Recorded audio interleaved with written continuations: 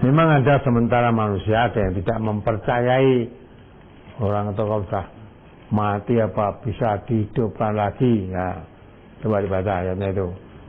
Sampai Allah katakan, ya, kamu jadi tulang belulang apa mungkin jadi hidup. Sampai Allah katakan kamu jadi besi sekalipun. Ya, yang kamu anggap kalau tulang belulang itu tulang manusia juga kan. Andai kata kamu jadi besi, yang kamu bayangkan besi tidak mungkin akan hidup, tidak mungkin bisa dihidupkan.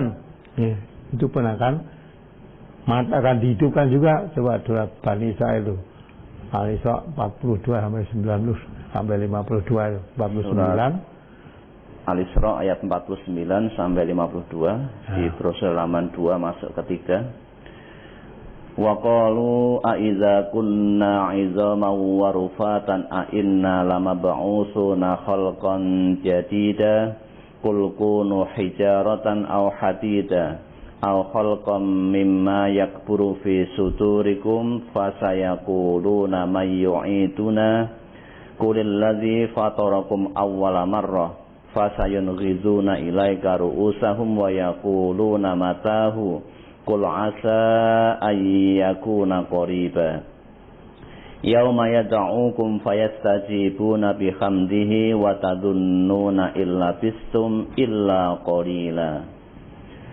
Dan mereka berkata, apakah bila kami telah menjadi tulang belulang dan benda-benda yang hancur, apa benar-benarkah kami akan dibangkitkan kembali sebagai makhluk yang baru? Nah, ini orang yang tidak mempercayai adanya hari berbangkit. Ya, yang digunakan bukan dasarkan wahyu, hanya dasar akal. Nah, karena dia melihat ya, orang yang mati dah dikubur beberapa waktu sehingga tulang-tulang berulangnya pun sudah pisah. Ya, tulangnya berserakan. Ya, tidak menyatu, dagingnya sudah tidak ada. Tulang, daging, tinggal kulit tak ada, itu pun tidak ada lagi, sudah hancur dari tanah. Nah begini keadaannya kok mau dihidupkan ya apa ya mungkin gitu. Jadi itu hanya dasarnya akalnya sendiri, tidak melihat kekuasaan Allah. Ya, maka Allah teruskan artinya. Katakanlah, jadilah kamu sekalian batu atau besi atau suatu makhluk dari makhluk yang tidak mungkin hidup menurut pikiranmu. Maka mereka akan bertanya, siapa yang akan menghidupkan kami kembali? Katakanlah, yang telah menciptakan kamu pada kali yang pertama. Lalu mereka akan menggeleng-gelengkan kepala mereka kepadamu dan berkata, kapan itu akan terjadi? Katakanlah, mudah-mudahan waktu berbangkit itu dekat. Nah, itu kan hanya pikirannya, ya, mengandalkan otaknya saja. Dia tidak mengerti otaknya pun yang membuat siapa? Allah kan. Ya. Jadi kalau sudah jadi tulang belulang, jadi tanah, apa mungkin maka bisa hidupkan lagi? Ya, Allah katakan, andai kata kamu jadi batu atau jadi besi, ya, batu besi. Kalau tulang tadi kan pernah kamu tahu pernah hidup, atau tulang belulang yang membungkus daging ini pernah hidup. Nah sekarang kan dikata kamu jadi besi, jadi batu yang selamanya tidak pernah hidup. Dan kamu berpikir batu, besi tidak mungkin akan dapat hidup. Nah maka andai kata sampai Allah menyengatkan, andai kata kamu jadi batu atau jadi besi yang menurut akal pikiranmu tidak mungkin akan dapat hidup, menjadi benda hidup, itu pun Allah akan menghidupkan kamu. Walaupun kamu jadi besi atau jadi batu, bukan tulang. Bukan tulang belulang, kulit dan tulang, bukan. Besi atau batu. Itu pun kalau Allah menghendaki dihidupkan, bisa hidup. Hidupkan. Nah terus, yang menghidupkan siapa? Allah jelaskan. Yang menghidupkan kamu adalah yang menciptakan kamu yang pertama. Yang menciptakan. Kamu dulunya ya tidak ada, jadi ada. Yang membuat siapa? Nah, itu juga yang menghidupkan nanti kalau sudah mati itu yang menciptakan kamu kali yang pertama itu. Itu yang akan menciptakan kamu, menghidupkan kamu. Nah, lalu kapan itu terjadi?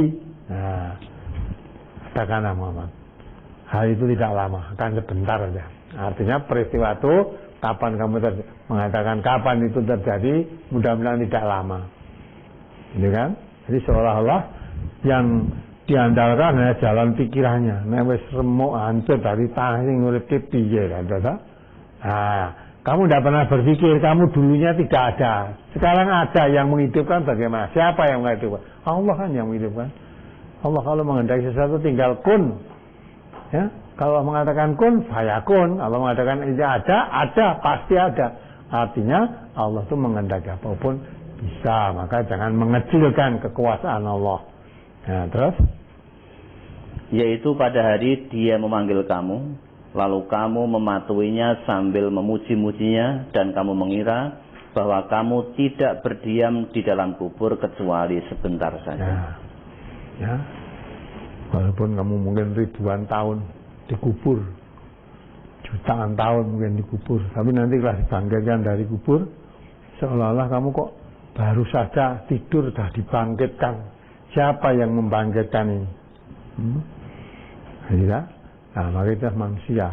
Nah, ini tidak mengerti ini, kecuali atas keterangan Allah. Itu hal-hal yang gaib itu, yang gaib itu yang tahu hanya Allah.